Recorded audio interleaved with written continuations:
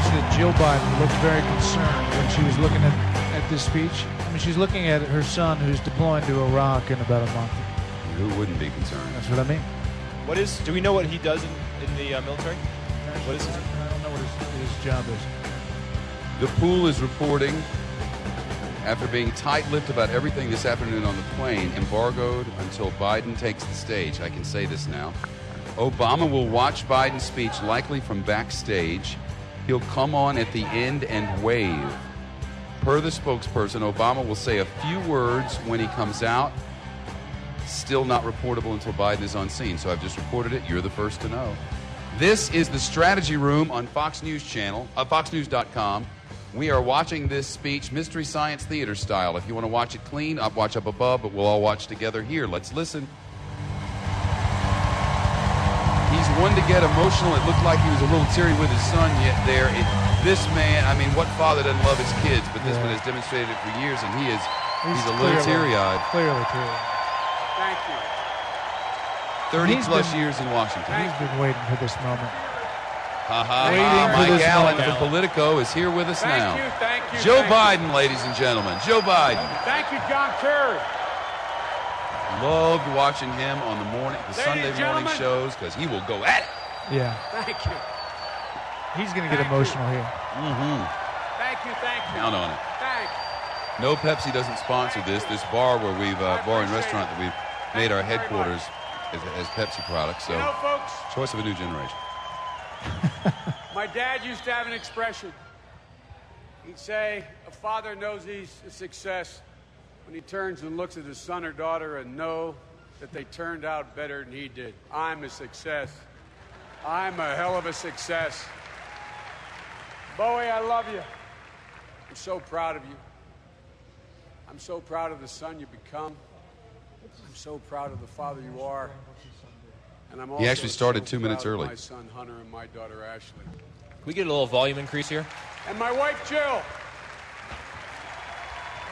The only one who leaves me both breathless and speechless at the same time.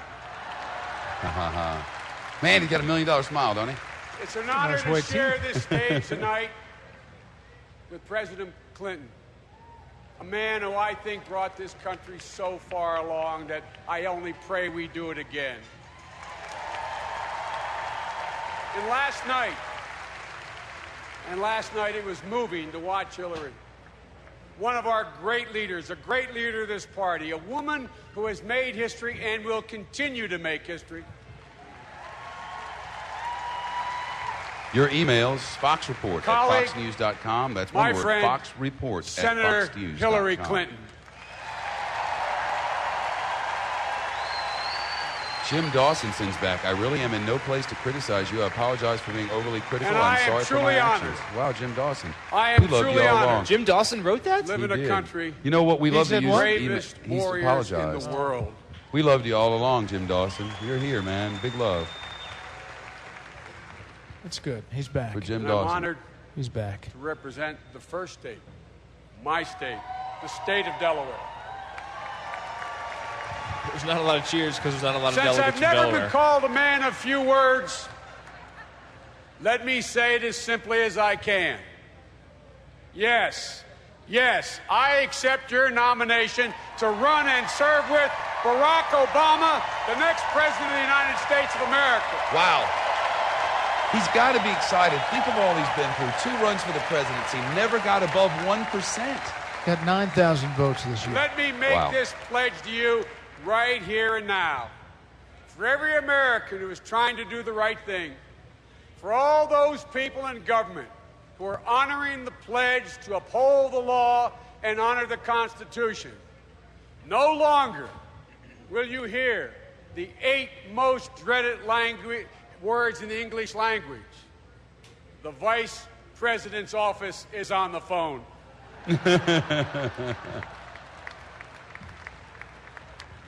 Kind of mangled that one, but I got the point. Barack and I took very different journeys to this destination, but we share a common story.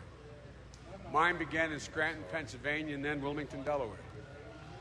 My dad who fell on hard times, always told me, though, champ, when you get knocked down, get up. Get up. I was taught that by my dad. And God, I wish my dad was here tonight. But I thank God and I'm grateful that my mom, Catherine Eugenia Finnegan Biden, is here tonight. Mom, I love you. Saw her in the crowd just a minute ago. She looks like $1 million. She looked like she was trying to catch her breath. Imagine. 91 years old. Huh? 91. Imagine your son up there. Imagine. I think how many times she's thought that he peaked. You know, my mom taught her children, all the children who flock to our house, that you're defined by your sense of honor and you're redeemed by your loyalty. She believes that bravery lives in every heart, and her expectation is that it will be summoned. Failure at some point of your life is inevitable, but giving up is unforgivable. As a child, I stuttered, and she lovingly would look at me and tell me, Joey, it's because you're so bright you can't get the thoughts out quickly enough. Steve Travis apologizes. Jim Dawson's classy. Jim Dawson rocks. When I was not as well dressed as the other kids, she'd look at me and say, Joey, oh, you're so handsome, honey, you're so handsome. And when I got knocked down by guys bigger than me, and this is the God's truth, she sent me back out and said, bloody their nose so you can walk down the street the next day. I get knocked down. And that's what I did. But I get up again. Never going to keep me down. I get knocked down. Never going to keep me down. I get knocked down. What anthem was that? That was from 4 summers ago, and after the accident. I think that was from like 10 summers ago, actually. She said, Joey, Kentucky. Chumbawamba sends no Welcome cross to the 90s. that you cannot bear. And when I triumphed, my mother was quick to remind me it was because of others. My mother's creed is the American creed. No one is better than you. Everyone is your equal, and everyone is equal to you. My parents taught us